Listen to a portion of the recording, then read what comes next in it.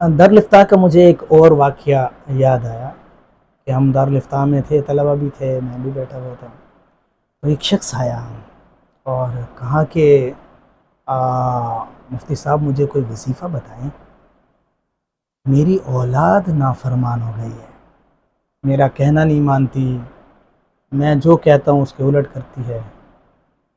تو میں نے جو ہے انہیں کہا کہ حضرت اصل بات یہ نہیں ہے، اصل بات یہ ہے کہ آپ کی جو اہلیہ ہیں، آپ کی جو بیوی ہیں، وہ آپ کی نافرمان ہیں۔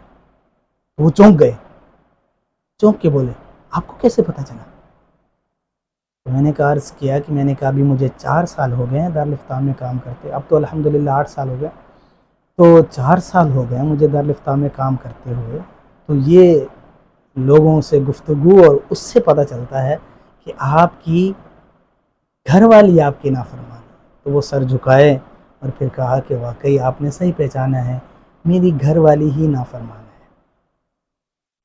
اور حقیقت یہ ہے، پھر ہم نے انہیں وظائف بھی بتائے، طریقہ بھی بتایا کہ اولاد کو فرما بردار بنانے کا۔ میں بھی آخر میں انشاءاللہ آپ کو وہ وظیفہ بھی بتاتا ہوں کہ اولاد آپ کی فرما بردار، بیوی آپ کی فرما بردار کیسے ہوگی، وہ بھی میں آپ کو بتاتا ہوں۔ لیکن بات یہ ہے کہ اصل کردار ماں کا ہوتا ہے گھر میں، کہ وہ جو ہے بچوں کو بتائے کہ تمہارا باپ کتنی مشقت سے باہر سے پیسہ لاتا ہے، کتنی محنت کرتا ہے۔ وہ نوجوان جو کبھی کسی کا ایک لفظ برداشت نہیں کرتا تھا، شادی کے بعد اپنے بچوں کی پرورش کی وجہ سے، اپنے بچوں کے کھانے پینے کی وجہ سے وہ لوگوں کے تان و تشنیع سنتا ہے، نوکری والے کے، باس کے، وہ چیزیں سن رہا ہوتا ہے لیکن اف تک نہیں کہتا۔ یہ ہے وہ مرد۔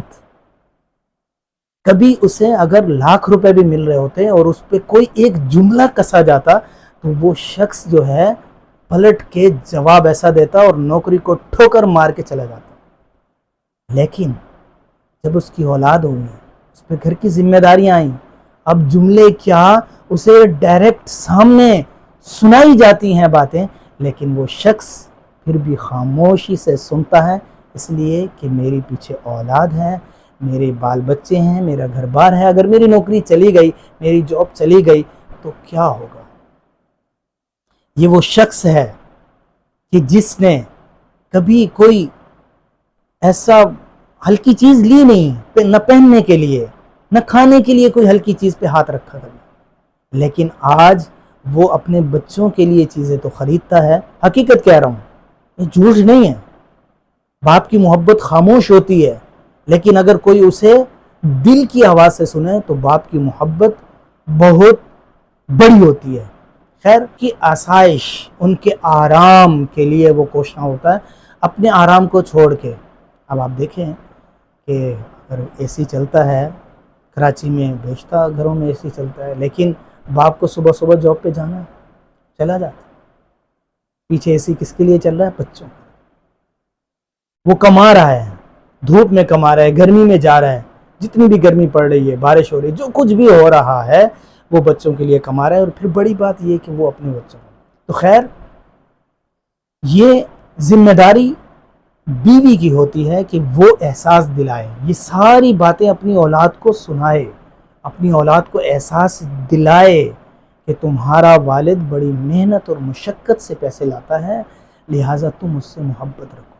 لیکن لیکن لیکن یہ بات وہ بیوی کرے گی جو خود بھی خاوند سے محبت کرتی ہوگی، خود بھی اپنے میاں کا احترام کرتی ہوگی، خود بھی اپنی میاں کی چاکری کرتی ہوگی، وہ بیوی بولے گی۔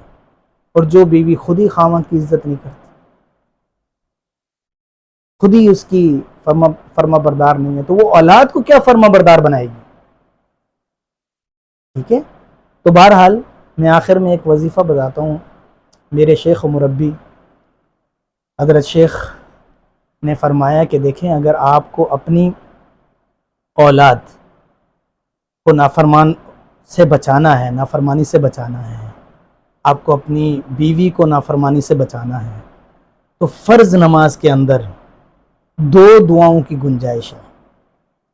ہم پہلے تشہد پڑھتے ہیں، پھر درود شریف پڑھتے ہیں، اور درود شریف کے بعد پھر ہم ربی جعلنی مقیم الصلاۃ عام طور پر یہ دعا پڑھتے ہیں، ٹھیک ہے، ربی جعلنی ہم پڑھتے ہیں، یہ دعا پڑھتے ہیں، یہ ایک دعا ہے۔ فرض نماز کے آخر میں 2 دعائیں آپ پڑھ سکتے ہیں، تیسری دعا نہیں پڑھ سکتے۔ ہاں نفل نماز ہے، سنت ہے، اس کے آخری تشہد میں آپ 40 دعائیں پڑھیں، یعنی کہ ربی جعلنی کے بعد اور جتنی دعائیں پڑھیں آپ پڑھ سکتے ہیں، لیکن فرض نماز میں صرف 2 دعائیں پڑھ سکتے ہیں، تیسری دعا نہیں پڑھ سکتے۔ تو پہلی دعا تو ہو گئی ربی جعلنی، اس کے اندر اپنی مسلمانوں کی سب کی مغفرت کی دعا ہے، بہترین ہے، ہونی چاہیے۔ اس کے ساتھ ایک دعا اور پڑھنی چاہیے، ربنا ہب لنا من ازواجنا وذریاتنا قرۃ اعین وجعلنا للمتقین اماما۔ شیخ نے فرمایا کہ یہ دعا جو ہے آپ پڑھیں، اور حقیقت یہ ہے کہ جب سے اس دعا کا معمول رکھا ہے، اب تو جیسے ربی جعلنی ہر کسی کو یاد آ جاتی ہے نا آخر تشہد میں درود شریف پڑھنے کے بعد، اسی طرح مجھے یہ دونوں دعائیں یاد آ جاتی ہیں۔ تو یہ دعائیں جب آپ پڑھیں گے تو انشاءاللہ آپ دیکھیں گے کہ آپ کا پورا گھر آپ کی محبت میں مبتلا رہے گا، آپ کو ہمیشہ عزت و اکرام دے گا، لیکن پابندی ضروری ہے۔ ہاں نفل میں بھی آپ اس کے ساتھ کئی مرتبہ اس دعا کو پڑھ سکتے ہیں، 2 مرتبہ 3 مرتبہ، لیکن فرض میں صرف 2 دعائیں پڑھیں گے، ربی جعلنی اور ربنا ہب لنا من ازواجنا، یہ 2 دعائیں۔ انشاءاللہ اس کا عام معمول رکھیں، آپ دیکھ لیں گے کہ آپ کی اولاد اور آپ کے اہل و عیال سارے آپ کے فرما بردار ہوں گے انشاءاللہ تعالی۔ وآخر دعوانا ان الحمد للہ رب العالمین۔